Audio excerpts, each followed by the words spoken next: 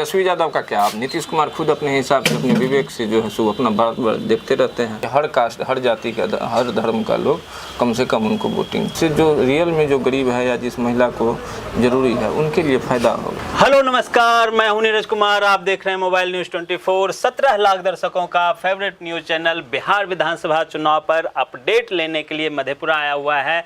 और जिस प्रकार से कल ही मुख्यमंत्री नीतीश कुमार जी ने एक नया ऐलान किया कि बिहार के जो पेंशन भोगी थे जिन्हें 400 रुपये महीना मिलता था, अब उन्हें जुलाई महीने से 1100 रुपये मिलेगा। इसका कितना फ़ायदा होने वाला है खास तौर पर मधेपुरा क्षेत्र के जनता को, यहाँ के बुजुर्गों को, ये जानने के लिए हम हैं अविनाश जी के पास और अविनाश जी से जानेंगे कि इसका कितना फ़ायदा होने वाला है। अविनाश आनंद जी, आप बताइए, जो मुख्यमंत्री जी का ये नया ऐलान है उसका आपके विधानसभा में कितना फ़ायदा होगा आने वाले विधानसभा चुनाव में? नहीं, उसका फ़ायदा होगा। जो बूढ़ बुजुर्ग हैं, महिला हैं, जिनको बहुत सारा दिक्कत है, परेशानी है, जो छोटा मोटा इलाज नहीं अपने से करवा पाते, जिनका लड़का नहीं था या बहुत सारे बुजुर्ग हैं जो विधवा भी हैं। बिल्कुल, बहुत सारे ऐसे भी लोग हैं जो अपने बच्चा उनका देख रेख नहीं कर पाता है। आजकल नहीं कर पा रहा है। बहुत सारा ऐसा आपको गाँव सब में मिलेगा कि अब गाँव सब में भी बिल्कुल गुंज कुछ चले गया। बिल्कुल, तो ऐसे बुजुर्ग जिन्हें लास्ट समय में चाहे उन्हें अपने बेटी के यहाँ जाना हो, अपने घर में 200-400 रुपए की ज़रूरत पड़े, वो पूरा करने की भी जो दिक्कत होती थी, अब उन्हें इससे फ़ायदा होगा। और ख़ास तौर पर क्योंकि विपक्ष द्वारा भी इसे मुद्दा बनाया जा रहा था कि बिहार में सिर्फ 400 रुपये दिया जाता है, जबकि झारखंड में, उत्तर प्रदेश में और राज्यों में ये 1000 से ज़्यादा दिया जाता था। तो इस कारण से मुख्यमंत्री जी ने उस मुद्दे को सुना और उन्होंने भी यहाँ पे 1100 रुपये का ऐलान कर दिया है। उसका फ़ायदा इस चुनाव में भी उन्हें मिलने वाला है। एक और चीज़ बताइए, हालांकि तेजस्वी यादव जी कह रहे हैं कि ये हम लोग जो दबाव था, हम लोग जो क्षेत्र में जाके माय बहन योजना 2500 की मांग कर रहे थे देने का, उसके दबाव में नीतीश कुमार जी ने किया है। नहीं, ऐसा कोई दबाव में नहीं है। तेजस्वी यादव का क्या, आप नीतीश कुमार खुद अपने हिसाब से अपने विवेक से जो है सो अपना बार बार देखते रहते हैं इसमें क्या करना है नहीं करना है अपने हिसाब से। वैसे भी महंगाई भी बढ़ गया, अब 400 रुपया में कुछ नहीं हो पाता। बिल्कुल, कुछ भी होगा तो मुख्यमंत्री जी एनालिसिस करके तब न करेंगे। और इलेक्शन से पहले क्या, इससे फायदा तो बिहार की जनता को, नीतीश कुमार को इलेक्शन में जो भी फायदा होना होगा वो अलग बात है, लेकिन उससे ज़्यादा फायदा तो बिहार की जनता को, महिला को, पुरुष को है, जो बुजुर्ग हैं। बिल्कुल, जनता को फ़ायदा होगा। और चाहे वो इलेक्शन के पहले हो तो ये मुद्दा लोग बना रहे हैं, लेकिन एक उन्होंने चलाया था महिला सम्मान रथ, जो कि पूरे प्रदेश में वो रथ घूमी और जो फीडबैक महिलाओं ने दिया था उस फीडबैक के तहत इस योजना को लागू किया गया है। हो सकता है आने वाले समय में जो महिला, जिस प्रकार से दूसरे राज्यों में महिलाओं को पेंशन दिया जाता है, सहायता राशि दी जाती है, वैसे बिहार में भी महिलाओं के लिए भी अलग से सहायता राशि का ऐलान किया जा सकता है। क्योंकि झारखंड में भी महिलाओं को दिया जाता है, दिल्ली में भी अभी जब वहाँ पे बीजेपी की गवर्नमेंट बनी तो वहाँ पे भी जारी किया गया है। तो क्या आप लोग भी चाहेंगे कि जिस प्रकार से और स्टेट में 2000 रुपये महिलाओं को भी दिया जाता है वृद्धा पेंशन के अलावा, मतलब वृद्ध जो 60 साल के हैं उसको नहीं, 18 साल से ऊपर के जितने महिलाएं हैं उनको भी 2000 रुपये मिले और ये योजना भी लागू हो सकता है? लागू होना चाहिए। इससे भी जो गरीब महिला है, जिनको कमाई का जरिया ज़्यादा नहीं है, घर में कमाने वाला एक है, 2-4 बच्चा है, एक आदमी से नहीं हो पाता आज के महंगाई के दौर में, तो उससे जो रियल में जो गरीब है या जिस महिला को ज़रूरी है उनके लिए फ़ायदा होगा। सरकार तो आम आदमी के लिए ही है, किसी भी तरह से आम आदमी को परेशानी नहीं होना चाहिए। बिल्कुल। और नीतीश कुमार जी मुख्यमंत्री जो हैं हमारे बिहार का, भी वो धन्यवाद के पात्र हैं। जो अभी आपको 1100 रुपया पेंशन किए हैं, ये बहुत ही अच्छा काम किया है। बुजुर्ग लोग को अब बहुत ज़्यादा दिक्कत परेशानी भी रहता है, बीमारी से ग्रसित रहता है, कुछ आ जाता है महीना में तो अपना कम से कम इलाज खर्चा पानी उनका निकल जाता है। बिल्कुल, छोटा मोटा जो उनका खुद का काम है जिसके लिए, क्योंकि बुजुर्ग कहते हैं वो बच्चे के बराबर हो जाता है। बच्चे को जैसे माँ बाप से चॉकलेट के लिए पैसा लेना होता है, वैसे ही बुजुर्ग को भी अपने बेटे पर आश्रित रहना पड़ता है 150 रुपये के लिए। और सरकार का ये योजना उन बुजुर्गों के लिए एक तरीके से रामबाण साबित होगा, उन्हें काफ़ी फ़ायदा पहुंचेगा। लास्ट में आप, हालांकि पहले भी हम लोग ये किए थे, जो चुनावी माहौल है आपके क्षेत्र में जो यहाँ के विधायक जी हैं और जो जदयू के उम्मीदवार, भावी उम्मीदवार के तौर पर जिस प्रकार से कई लोग हैं, आपका भी नाम चल रहा है, क्या आप अपील करना चाहेंगे? पार्टी कैसे लोगों को यहाँ टिकट दे ताकि विधायक जी को या यहाँ जो महागठबंधन के उम्मीदवार हैं उसको ज़बरदस्त टक्कर मिले? कैसे उम्मीदवार आप लोग यहाँ पे लाने वाले हैं? कोई भी होना चाहिए, कैंडिडेट युवा होना चाहिए और एक सर्वे कर लिया जाए कि कौन यहाँ पर सबसे ज़्यादा वोट काट सकता है। जदयू का कुछ ऐसा वोट है जो आपको वोट है, ठीक, और उस वोट के बाद भी कुछ वोट चाहिए, तब जाकर के यहाँ का है कि 15 साल से आरजेडी का विधायक, स्थानीय विधायक, ठीक, और वो काम कुछ नहीं किए। नाराजगी हर गांव में है, हर मोहल्ला में, हर टोला में, ठीक।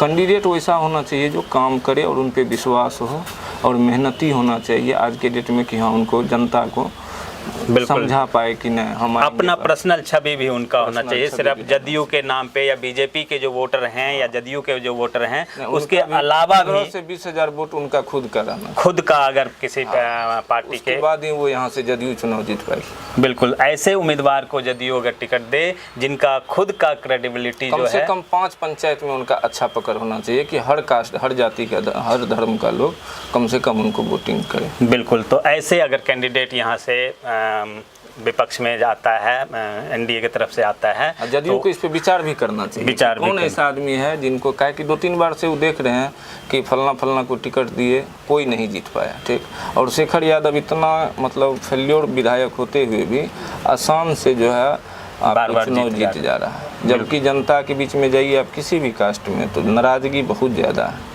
बिजनेसमैन हो या अदर जो भी है, आम आदमी है, किसान है, सब नाराजगी है, कहीं जाते भी वो नहीं है, ठीक। अब चुनाव आया है तो अब यहाँ घिलाड़ तो कभी गमरिया इनके उनके यहाँ जहाँ भी जाना।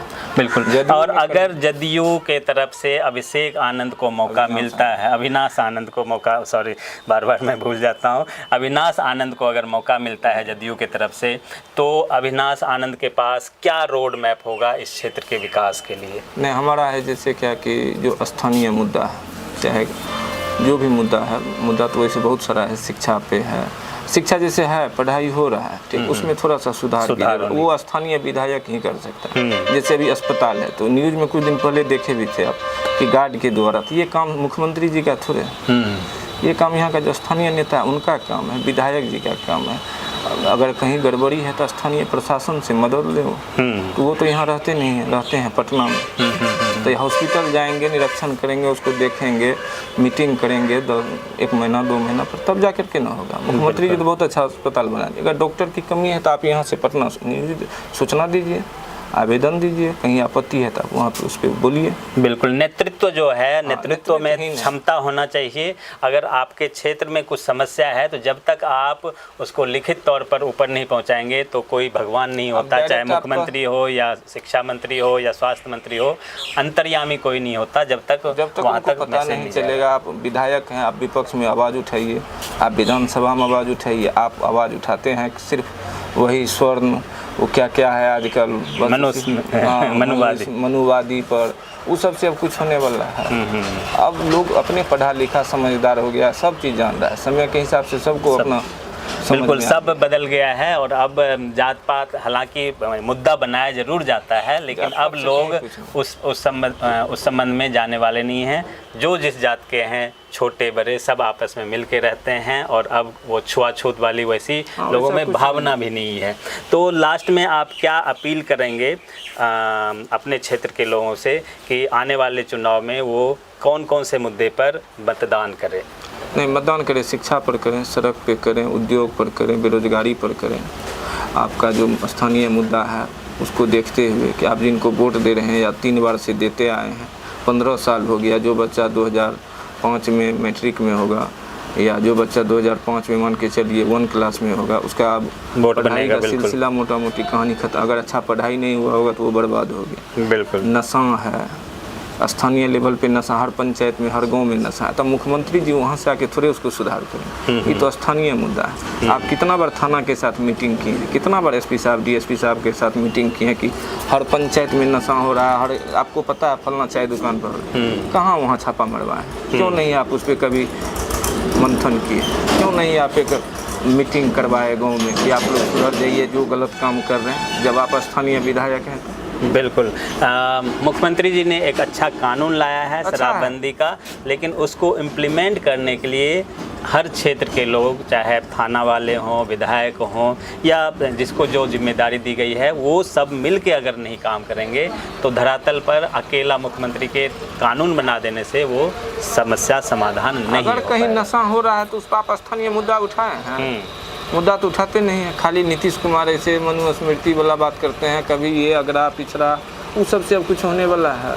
बिल्कुल। अब अगरा तो अब वो भी है जिनको कि रुपया हो गया, चाहे वो गरीब था पहले, आज अगर उनके पास अच्छा जॉब में है या कुछ भी है, उनके पास अगर 50 लगा तो कहाँ राजपूत से कम है, कहाँ ब्राह्मण से कम।